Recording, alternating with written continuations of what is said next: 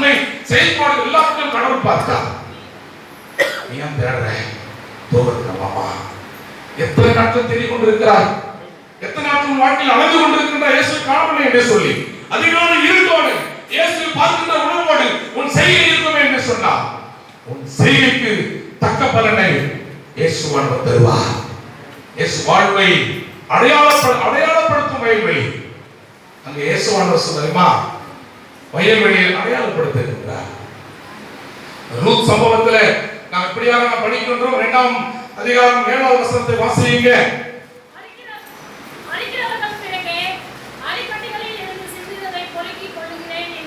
யாரும் அம்மா, யாரும் அம்மா 11ஆம் வசனம் வாசிக்கலாமா? 2:13. என் ஆண்டவனே, உம்முடைய கண்களில் எனக்கு தயை கிடைக்க வேண்டும். 11ஆம் வசனம் கண்டினியூ. நான் உம்முடைய வேலைக்காரர்கள் ஒருத்தி ஆமா வேலைக்காரிகளில் நான் சமானமாய் இருக்காவிட்டாலும் நீர் எனக்கு ஆறுதல் சொல்லி ஆமா உங்களுடைய அடியாரோட பட்சமாய் பேசுகிறீர். அன்பிற்குரியவர்களே, மரியாளுடைய சம்பவம் வேறு, இந்த ரூத் நகோமியுடைய சம்பவம் வேறு. ஆனால் கடவுள் அங்கே எத்தனை பெண்மணிகள் கையை காத்து வாயை தரல? யாராரு 3 பேரு? யாராரு? ரூத்ல நகோமி ஒரு பாய் எத்தனை பொண்ணுமணி இங்க எத்தனை போனா அந்த மரியாதை மலருக்கு சக்கா 3 பேரா? என் அன்பிற்குரிய தெய்வ பிள்ளைகளே, அங்கே இந்த 3 நபர்களுடைய வாழ்க்கையிலே காணப்பட்ட நிகழ்வு என்ன தெரியுமா? 3 பேருமே புருஷன் இல்லாதவர்கள். 3 பேருமே புருஷன் இல்லாதவர்கள், கணவர் இல்லாதவர்கள். ஆமா, இப்படி நீங்க எல்லாம் திரும்பி பார்த்தா கொஞ்சம் தெரியும் உங்களுக்கு. அதான் நான் 3 பேருமே கணவனற்றவர்கள். இவர்கள் எதற்காக ஏங்கி தவிக்கின்றார்கள் தெரியுமா? எனக்கு யாரும் இல்லை. யார் அந்த மாமியார் என்ன பேரு? நகோமி. அந்த அம்மா கம்மன் வச்சிருக்கோம். அந்த அம்மாவுக்கு வீட்டுக்காரர் இல்லை. ஆனா அந்த அம்மா வீட்டுக்காரர் இல்லைனாலும் இளம் வயது உள்ள இவருடைய மருமக்கள் இப்படி கணவன் இல்லாமல் என் பிள்ளைகள் மருத்து போன சூழல் இருக்கிறாங்கன்னு சொல்லிட்டு கெஞ்சராக அவங்க கிட்ட, அம்மா எங்க பசங்க செத்து போயிடுச்சு, இனிமேல் உங்களுக்கு நான் புள்ள பத்து கொடுக்க முடியாது எங்களால. நம்ம எவ்வளவு அழகா யோசித்து பாருங்க. அதனால உன்னை வந்து கட்டி கொடுத்த வீடு வந்து இப்படி ஆகி போயிடுச்சு, அம்மா வீட்டுக்கு போயிடுமா அப்படின்னு சொல்லிட்டு யாருக்கிட்ட கேக்குது? நகோமி. யாருக்கிட்ட? மருமக்கள் 2 பேர்கிட்ட கேக்குது. ஆனா அந்த பொம்பளைங்க சொல்லுது, 2 பொம்பளைங்க ரொம்ப சம்சாரி பொம்பளைங்க தான் சொல்ல முடியாது. இன்னைக்கு வந்து 7 வயது விதவைகளுக்கு எச்சரிக்கையா இருந்த பைபிள்ல வந்து அருமையான அப்போஸ்தலனாகிய பவுல் சொல்லுகின்றார். 7 வயதுல அநேக பெண்மணிகள் இன்றைக்கு என்னவாகிறாங்க? கண்ணோட இருந்தவர்களாக இருக்கிறாங்க. அவருடைய வாழ்க்கை எங்கே இருக்கிறது? எங்கே இருக்கிறது? கடவுள் உன்னை திருமண வாழ்க்கையில கட்டி கொடுக்கும் பொழுது அந்த நிகழ்வில் அந்த உறவுகளை இணைக்கப்படுவதற்காகத்தான் கடவுள் உன்னை வேலை இருக்கின்றார். 1 மாசத்துல வீட்டை விட்டு பிச்சு கூடாது தூர்தாங்க. இது இஷ்டமா வாழறது இல்ல. அந்த பொம்பளைங்களை அந்த 2 மருமகளை நெஞ்சு தந்தம்மா, இங்க வந்து வீட்டுக்காரர் இல்லம்மா, எனக்கும் இல்லை உங்களுக்கும் இல்லை, நீங்க போய் மறுமண நாட்டியம் வந்து நீங்க கட்டி போடுங்க, நீங்க வாழுங்க போயிட்டு அப்படின்னு சொல்லிட்டு கெஞ்சி கேட்குது மாமியாரு. இந்த பொம்பளைங்க சொல்லுது ரொம்ப அழகா, படிக்க அதற்கு நானுமை பின்பற்றாமல் கரெக்டா படி, நானுமை பின்பற்றாமல் மறுபடியும் அதற்குன்னு படிச்சு அங்க வாங்க. அதற்கு ரூத் நானுமை பின்பற்றாமல். யார் ரூத்? யாரு? மாமியார் சொல்ல மருமக சொல்லுது ரூத். என்ன சொல்லுது? அதற்கு ரூத் நான் உன்னை பின்பற்றாமல் உம்மை விட்டு திரும்பி போவதை குறித்து என்னோட பேச வேண்டாம். நீர் போகும் இடத்திற்கு நானும் வருவேன். நீர் தங்கும் இடத்தில் நானும் தங்குவேன். உம்முடைய ஜனம் என்னுடைய ஜனம். உம்முடைய தேவன் என்னுடைய தேவன். அழகியா சொல்லலாமா? அழகியா சொல்லாங்களோ? அழகியா சொல்லலாமா? இவ்வளவு சொல்றீங்க. இப்பெல்லாம் சேர்ந்து அழகியா சொல்லலாமா? நீ போகும் இடம் எங்கேயோ நான் வருவேன். கடலாக இருக்கட்டும், கழனியா இருக்கட்டும், வயல்வெளியா இருக்கட்டும், பட்டினி இருக்கின்ற இடமா இருக்கட்டும், எந்த இடமா இருக்கட்டும், நீ போகும் இடத்துல நான் வருவேன். உன் ஜனம் தான் என் ஜனம். நான் பண்ற பிரச்சனை கரெக்டா இருக்குதா? மார்க் போட சொல்ல மனம் திரும்பு, மார்க் போட வேண்டாம், மனம் திரும்பு. உன் ஜனம் தான் என் ஜனம், என் ஜனம் தான் உன் ஜனம். முடிஞ்சு போச்சு. மாவாக அவர் சொல்லுகிறார், நீ வணங்குகிற கடவுள் தான் என்னுடைய கடவுள். கல்யாணத்துக்கு வந்து கல்யாணம் பண்ணி கொடுத்தோம்னா என்ன பண்ணோம்? ஒரு புற இனத்தினுடைய பெண் வந்து இயேசு கிறிஸ்து வணங்காம இருக்கிறார்கள் சொன்னா நம்ம என்ன பண்றோம்? திருமணத்துக்கு கொடுத்து அவர்களை கிறிஸ்தவர்களாக மாற்றி இங்க கொண்டாங்க. இந்த வணக்கத்திற்குரிய கடவுள் தான் அந்த பெண்மணிக்கும் கடவுளாக இருக்க வேண்டும். என் ஜனம் தான் உன் ஜனம், உன் கடவுள் தான் என் கடவுள். சொல்லுங்க பார்க்கலாம், சொல்லுங்க பார்க்கலாம். இன்னைக்கு நம்ம வந்து வேறு திருச்சபையுடைய ஐக்கியத்தில் அந்நிய முகத்துல பிணைக்கப்படாதிருப்பீர்களாக. இல்ல பிரதர், அந்நிய முகத்துல உனக்கு பேச்சை கேட்கறதும் தான் என் பேச்சை கேட்கறது. விசுவாசிக்கும் அவிசுவாசிக்கும் பங்கு எது? அப்புறமா நீதிக்கும் அநீதிக்கும் பங்கு எது? ஒளிக்கும் இருளுக்கும் ஐக்கியம் எது?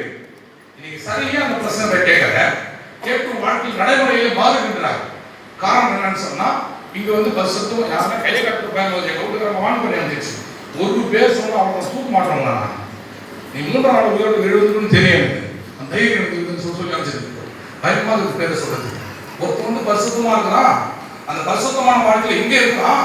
அதுக்கப்புறம் வெளியே போயிட்டு என்ன பண்றான்னு சொன்னா, இங்க அடிக்கிறவனையும் இப்படி பிடிக்கிறவனையும் வேற மாதிரி கரெக்டா பண்றவனையும் அவன் கூட வந்து ஆட்டோல ஏறி போறான், வண்டியில போறான், மற்ற நிகழ்வை செய்யறான். இந்த பரிசுத்தம் அங்க போய் சேர்ந்த உடனே அசுத்தமா மாறி போகுது. ரூத் வாழ்க்கையில உபதேசம் இல்ல நமக்கு. சும்மா சடங்காச்சாரத்துக்காக மல்லிகைப்பூ ஃபுல்லா கட்டுறா, வேற வாசனை நன்றி சொல்றதுல தவளை போடுறா. இந்த கான்செப்ட்லயே நம்ம வாழ்க்கை ஓடி ஓடி ஓடி ஓடி சத்தியத்தின் போதனைகளை இன்றைக்கு புரிந்து கொள்ளாம சடுதியிலே நாசமாகிற பிள்ளைகளை வாழ்ந்து கொண்டிருக்கின்றோம்.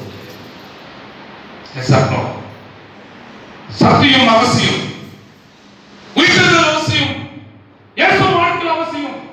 என்ன நினைச்சுக்கிற கோயில், என்ன நினைச்சுக்கிற உயிர்த்தெழுந்த இயேசுவை நீ எப்படி இருந்து அவரை பார்க்கணும்னு சொல்லிட்டு யோசிக்கிறியா?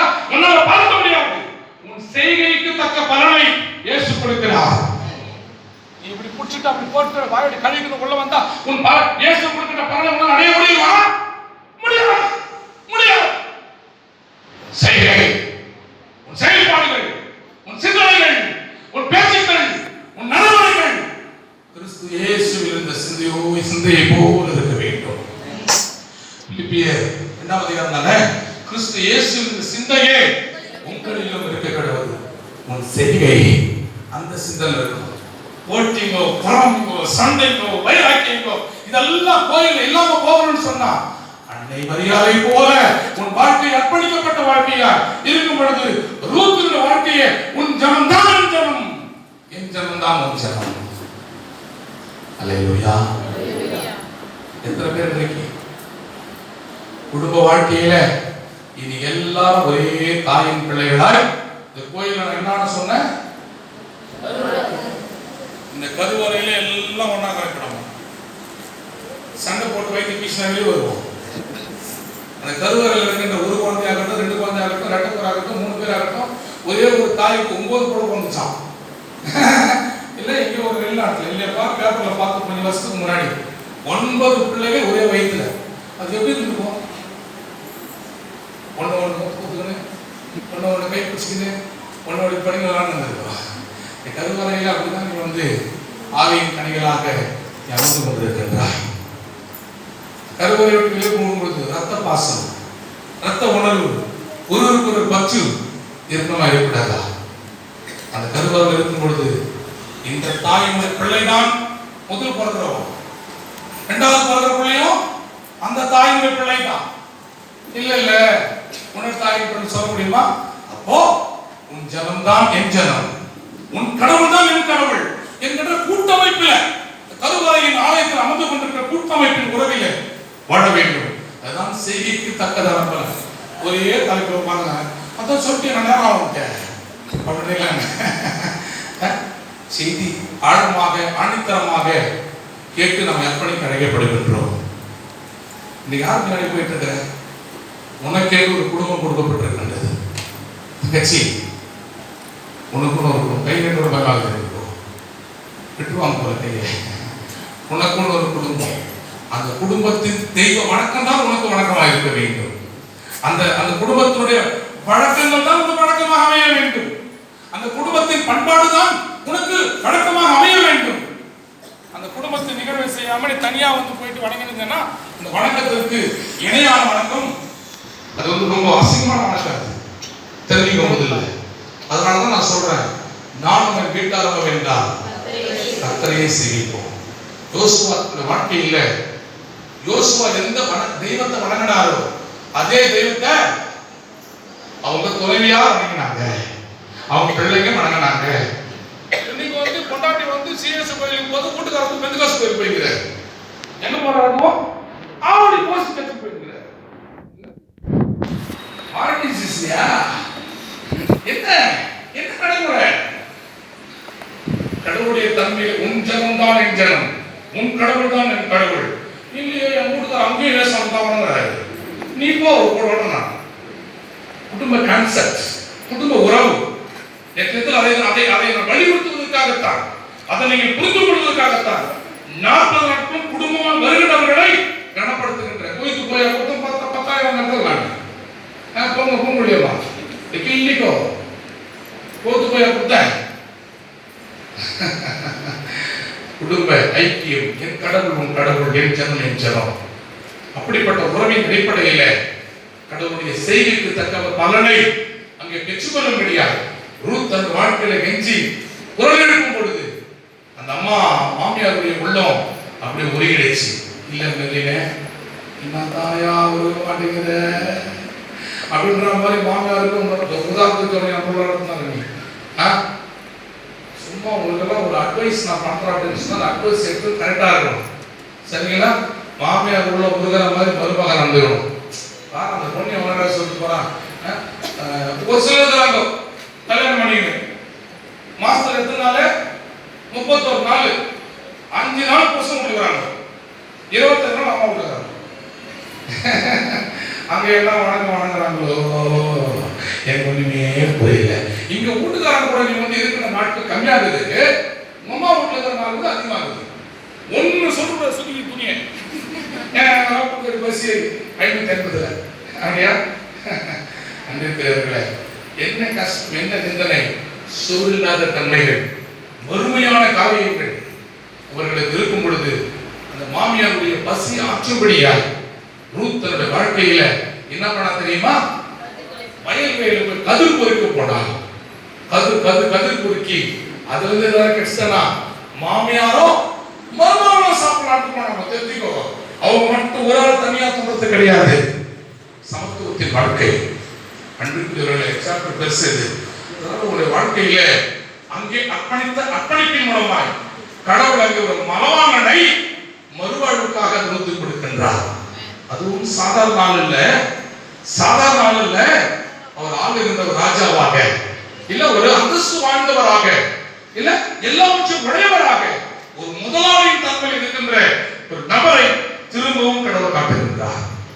வரலையா சொல்லலாமா? இந்த உறவு எதை காட்டுகின்றது? சொல்றவங்களுக்கு பரிசு 5000 ரூபாய் தர முடியாதனால கொடுக்க முடியாத நான் ஒண்ணு இல்ல பாப்பாண்டிக்கு அப்புறம் புதுவனா எனக்கு துட்டு இல்ல காய்கிட்ட. அதனால கவலை நம்ம 500 ரூபாய் போட்டு 2000 ரூபாய் கொடுத்துட்டாங்க. அப்புறமா கொடுக்கலாம்னு சொல்லிட்டு அவன் பாக்குற கவலை 11 பார்த்துக்கலாம். ஏய் அந்த 500 ரூபாய் தான் கொடுக்குறான். கவலை எனக்கு வருது. சொல்லி கொடுத்தவரை பரவாயில்ல, கம்மி வச்சு போட்டா 500 ரூபாய் தான். 500 ரூபாய் தான் அப்புறம் கொடுக்கலாம்னு சொல்றது. நான் நேற்று நிறைய செலவினங்கள் 1000 ரூபாய் காணி கொடுக்கறதெல்லாம் ரொம்ப கஷ்டமா போயிடுச்சு. நன்றிக்குரிய இறை மக்களின் வாழ்க்கையை உணர்ந்து கொள்ள வேண்டிய காரியம் என்ன அப்படின்னு சொன்னா, நம்ம வெறுமையாக உணர்ந்த கடவுள் அவர் அல்ல. மிகப்பெரிய உயர்ந்த ஸ்தானத்தில் இருக்கின்றதான ஒரு நபருக்கு இந்த நிகழ்வை ஆண்டவர் ஏற்படுத்தி கொடுத்த ஒரு காரியம் என்ன அப்படின்னு சொன்னா, அதான் சொன்னேன், பரிசு அதான் சொன்னேன் இல்லையா? சொல்லுங்க. இந்த இப்ப முதல்ல நம்ம கல்யாணம் ஆயிடுச்சு, இப்ப குழு கொடுத்துட்டு வர்றாங்க. இப்போ ரெண்டாவது என்ன ஆயிடுச்சு? இன்னொரு ஆண்மகனை ரூத்துக்கு கடவுள் துணையாக ஏற்படுத்தியிருந்தார். இப்போ இயேசு கிறிஸ்துவின் சம்பவத்தை வந்து மேல் பண்ணுங்க. யோவான் வந்து மகள் புரியல. இப்போ இயேசு கிறிஸ்து கொண்டா சொன்ன நேரத்துல இயேசு கிறிஸ்து போதனை இயேசு கிறிஸ்து போதனை கொண்டா சொன்னாங்களோ கணவனாருடைய சாப்டர் இரண்டாவது கணவன் குழு கொடுத்துருன்னு சொல்லிட்டேன். ரெண்டாவது மகளை காட்டாரு. இப்போ நான் சொல்லி ஒரு பொம்பளைக்கு வந்து ஒரு வீட்டுல வந்து 7 பேருமா ஒரு பொம்பளை கல்யாணம் பண்ணிருக்காங்க. ஒரு செத்தான். இப்போ தெரியுதா? இயேசு கிறிஸ்து போதனை என்ன?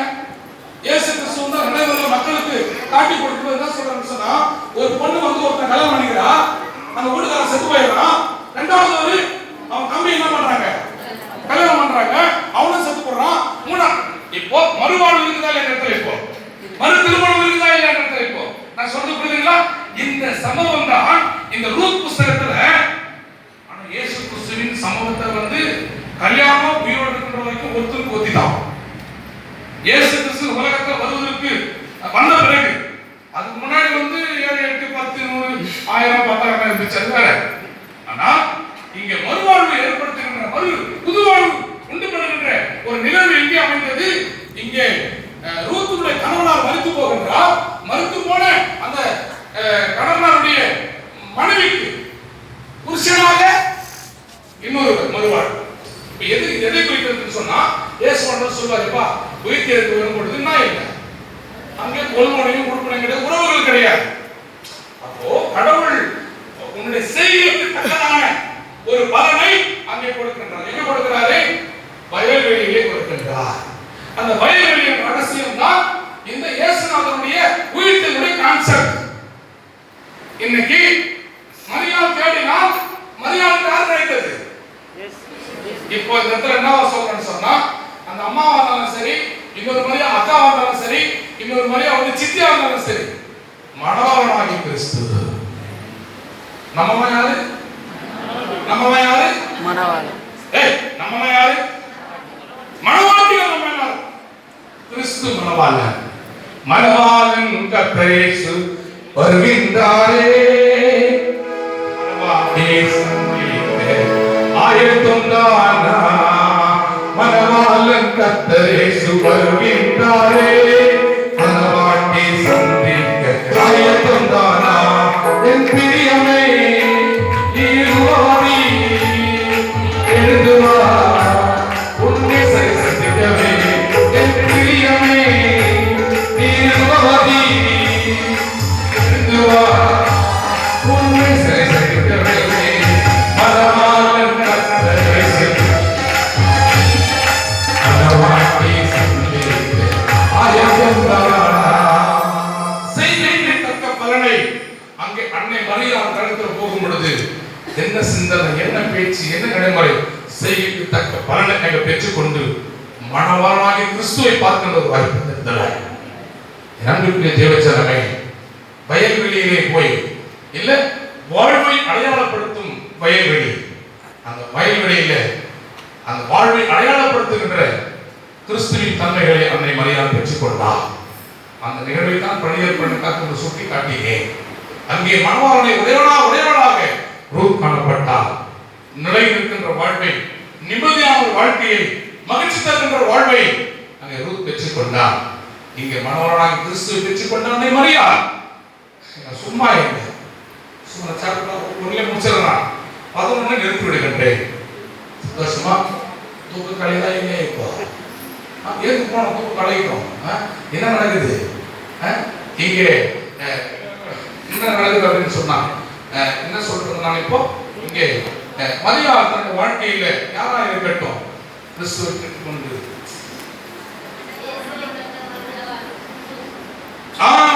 கண்ட அந்த மணவாளனை பெற்றுக்கொண்டேன், மணவாளனை பார்த்தேன். எவ்வளவு டியூப்லைட் அங்க வந்து டக்குன்னு வாங்குறேன்னா இல்ல தேங்க்ஸ் நான் கர்த்தர் ஆசீர்வதிப்பார். இயேசுவை பார்த்த உடனே அந்த அம்மா சும்மா இல்லை. எப்படி இந்த ரூத்துடைய வாழ்க்கையில மணவாளனை பெற்றுக்கொண்ட பிறகு உயர்ந்த நிலையில தன் வாழ்க்கையை என்ன பண்ணி எவ்வளவு நாள் எடுத்திருப்பாங்க ரூத்து? எங்க இருப்பாங்க ரூத்து? ஒண்ணு வருதா? பட்டு பொண்ணு பிரச்சனை இல்லை. எங்க இருப்பாங்க ரூத்து?